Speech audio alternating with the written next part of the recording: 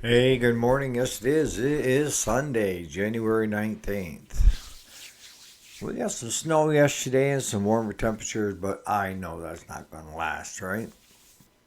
They're forecasting below digits, single digits, but the wind chill is supposed to be 20 to 30 below. Yippee. We'll take her. Part of winter, right? So, what are we going to talk about today? Well, I thought that a good topic, because we all get into these ruts, right? And that is complaining about what we don't have versus being thankful for what we do have. It's called gratitude. And what is gratitude? Gratitude is being thankful for anything you have. It's not about comparing yourself to the Joneses. It's not about comparing yourself to your family, to your brothers, sisters. It's all about you. So stay tuned.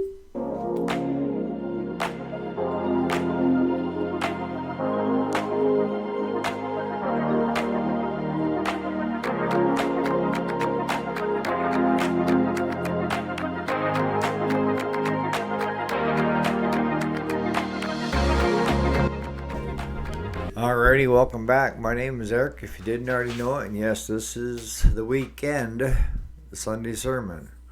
And we're talking gratitude today. What is gratitude? Gratitude is being grateful for things that you do have. And there are some times in life where you have to take it right down to the very existence of I'm still here. Yep. For some people, that's where they need to start again. For most of us, we're not anywhere close. Have I had that brought to the forefront again to let me know, I've got a lot to be grateful for. I've got, I'm here. I'm getting better. I have a great family and great friends. I quit smoking, quit drinking, eating healthy. All three, and 3 strikes, you're out, right? But I feel healthy. I haven't felt this healthy since back in my 20s. Now, is my body the same condition that it was when I was in my 20s? No. Am I going to go out and do the same things that I did when I was in my 20s? Not a chance. But health wise, I feel good. My legs got to a point, and it's peripheral artery disease. It's where the over time the arteries going to my feet start getting narrowed, right? And what it does in turn is if you're walking, it starts cramping your legs, your thighs, it's very painful. So I never dared venture too far on the farm here. Because had I had to walk back, it would take a long time. So every place I went on the farm, I went either side by side or four-wheeler, tractor. But now, because they want me walking, the only thing that's hurting right now with walking is the back of my calves. And I know that from playing sports. That's out of shape. That's not cramping from low blood flow to the extremities. No stains. I've got color. I can go on. And if you're listening to me right now, those are all things that I'm grateful for. It's gratitude. And so you write all this down and just keep going over that list when you need to. And then over here, write a list of the things that you would like, that you want. Keep looking at your list that you have. And as time goes on, you're going to see that the stuff that you want is going to come into the have column. Because you're grateful for what you have. Instead of pissing and moaning all the time And, for me, it's God, but it's just up to you who you think. But I'm grateful for what God has done for me and everything that I've got. Everything. Without Him, I don't exist. And I know that anything I get in the future is going to be from Him. And it's because I've been grateful for what I have and not complaining to Him about what I don't have. See, that's the worst thing you can do is sit there and just moan and groan and complain about what you don't have. Well, Joe Schmo's got this and that, fancy cars, fancy houses. So what? So what? I don't think you'd want to walk a day in his shoes. He could be so far in debt and his family splintered where his kids won't talk to him and his wife won't come within 20 foot of him. You don't know squat. You look at the outside and you say, God, I wish I had that. No, you don't. Nope. What do they say? Looks can be deceiving, right? But you need to decide where you want to be. Not comparing it to everybody else. Where you want to be. And you need to sit down and write down everything that you're grateful for or that you have and you're grateful for. And I don't care if you have to start off with just, I'm here today. I'm here to see another day. Good, bad, or ugly, I'm here. Anything else that you've got that you're grateful for? Do you have to worry where your next meal's coming from? Or is that covered? If it's covered, if you got food in the fridge, that's another thing to be grateful for. Gratitude. Is the power on? Have you got heat? Grateful for. Has your rent been paid? Are they going to be kicking you out here in the next few days? It doesn't take much to start sitting there making a list, right? And the list that I have for things that I'm grateful for is humongous.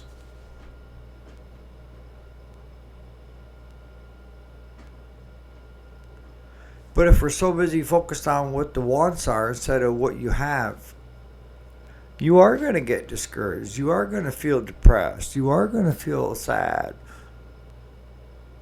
You feel like you're not getting anywhere. Maybe where you're trying to get isn't where you want to be. You ever think of that?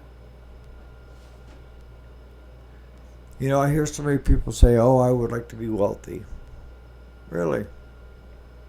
Show me happy, wealthy people. Show me a lower middle class that goes to church and is together as a family for every meal and believes in God and believes in their fellow man and have friends and family that love them dearly. Which end of the spectrum do you want to be on? I'll take the lower middle class. Every time.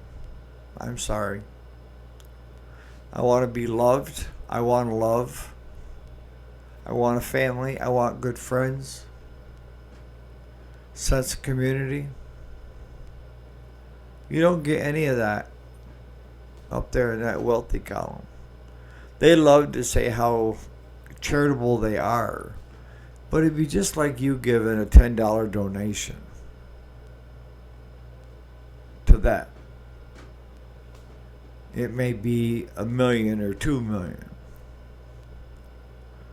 If you give $20, you already outspent them percentage-wise. And most of us do that on a weekly basis.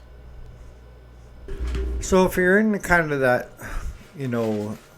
rut or slump or what have you of where you think things just can't get any worse or, you're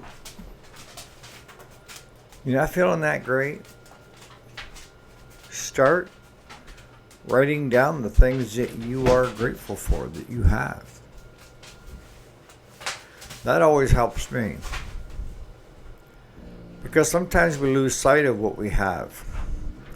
And if we lose sight of what we have, what happens? It could be taken away. If we don't love someone as much as we love ourselves, they're going to find love somewhere else. And if you don't love yourself, how can you love someone else? That's something that I heard a long time ago. About you need to first love yourself. Give yourself a break. There's not a darn thing wrong with you. And you're your own biggest critic. But how can you expect other people to love you if you don't love yourself? Or how can you expect people to like you if you don't like yourself? I mean, those are two reasonable questions, right? If I'm having problems loving myself for who I am, how can someone else that's not as close to me try to love me? They can't. So that's something you may want to put on the want list, is to learn to love yourself. And that's not that hard once you realize that you're a pretty decent person. But it starts with you.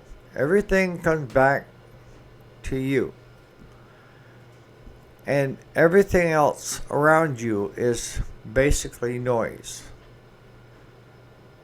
It's a bunch of other things, but I like the terminology noise. If it's something going on that has no bearing on what I'm trying to accomplish, it's noise. If there's one person that's trying to ask me a question or tell me an answer or this or that, then that's worthy. But if they're all, you suck, this and that, it's noise. Straight up noise.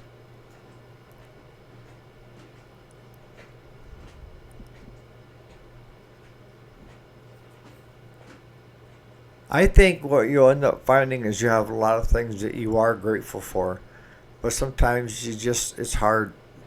Sometimes we have just those kind of days, right? And that's okay. You have to understand that's okay. Cut yourself a break. It can't be all, roses, and that we are going to have a couple down days or a week. The business may not be doing as good as it should. But what I found with our business, that I start thanking God for the business that we have had and becoming grateful for what He's done instead of complaining about what we don't have. And He tends to give us more work. And you're saying it's not possible. Yes, it is. Maybe because you don't believe in God, but I do. And I know if I tell Him how grateful I am for everything He's done so far, and so grateful for having the people around me that I do,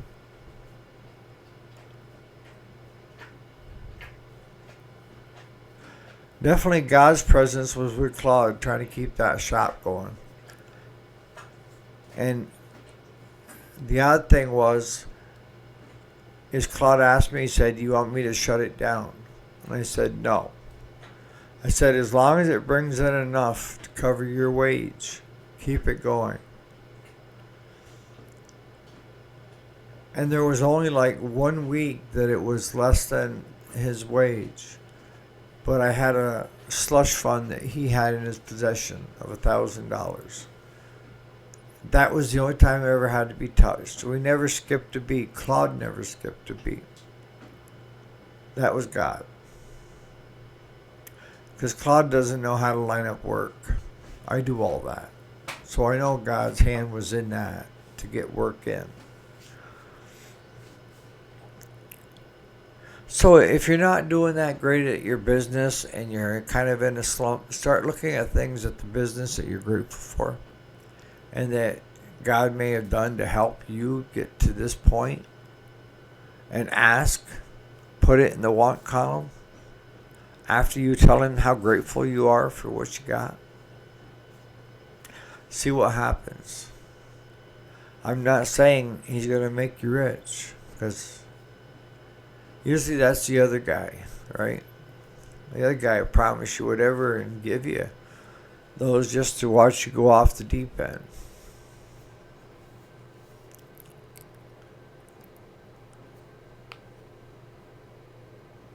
If you're having problems in a relationship, look at all the things that you should be grateful for. Look at all the good traits of that other person that you're having problems in that relationship. Find ways around the noise. Because what I find when I see couples arguing or fighting, they're not fighting. They're just trying to get not even the right point across. They just want to be heard. They want to feel loved. They want to feel wanted.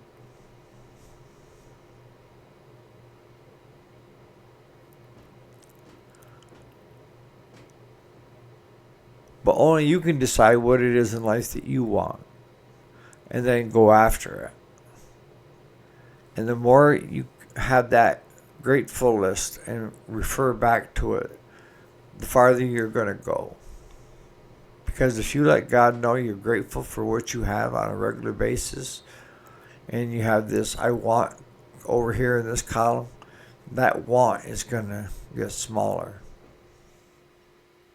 Guarantee it. But if you're looking at everything you have and you're complaining to God that you don't have this, you're being ungrateful. And how do you deal with people that are ungrateful to you for your help?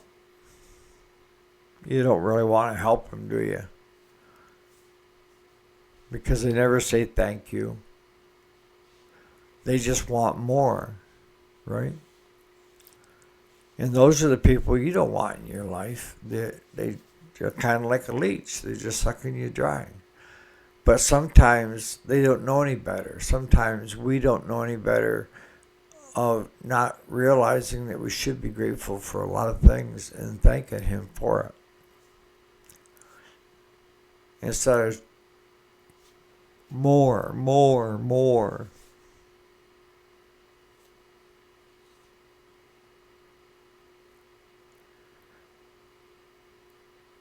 You know, God does things for a reason. I'm not quite sure.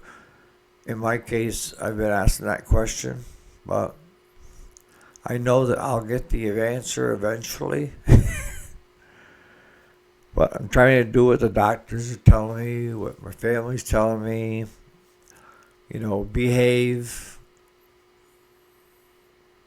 We want to keep you around.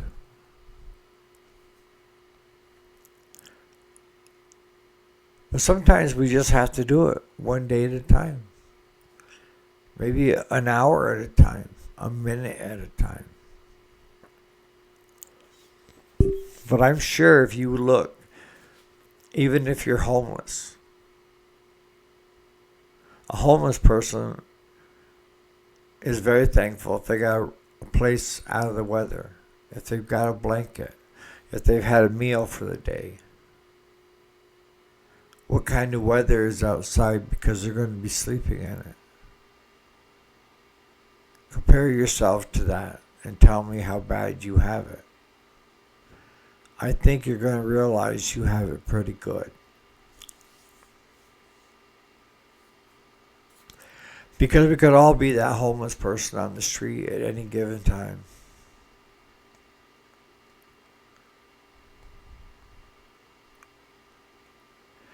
The other thing I've noticed, if you have the attitude of trying to bring everybody up together, you'll go a lot farther than trying to suck people dry, being the leech. If you want good for everyone involved, you're walking the right path. So put in the comments section, what do you think? I know some of you don't believe in God, which is okay. But you can still look at the things to be grateful for, right? And then your want column over here, maybe what do you got to do to get to your want column? And I know this has got to resonate with you, that sometimes you just have to be grateful for existing. We all go through hard times. It's just not if, it's when. So on that note, you guys have a great Sunday, and I'll catch you bright and early tomorrow morning. Again, thanks so much for allowing me to be part of your life and to growing the channel.